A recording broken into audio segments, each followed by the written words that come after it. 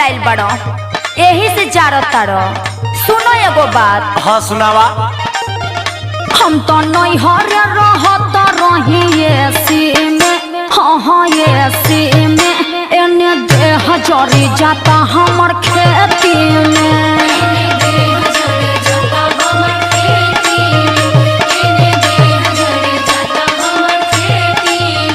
हम तो नहीं हरे रहत रही एसी में, हाँ एसी में, एने देह जरी जाता हमर खेती में।